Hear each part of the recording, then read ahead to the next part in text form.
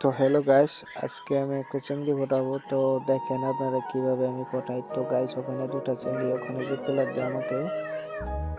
তো গাইস, এই যে আমি এসে গেছি। তো প্রথমে চিংড়িটাকে খেদাতে হবে।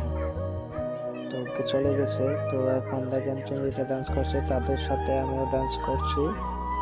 তো গাইস দেখুন ডান্স করার পরে কি হয়। তো ডান্স করার পরে তো আমাদের সাথে লাভ হয়ে গেল, লাভ রেস।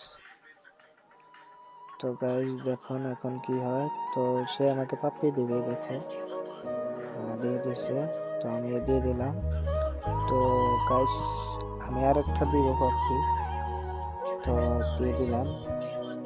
তো গাইস দেখেন এই লোগো একটা এসে গেছে। তো আমরা হাত ধরে এখন মানে চলে আসলাম ওখান থেকে। তো এখন একটাবার মানে ঘোরাফেরা করব।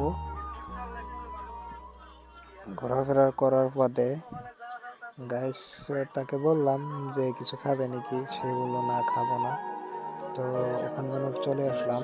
তো গাইস সে বলছে আমার এখন সময় নেই। তো গাইস সে চলে যাবে। তো আমি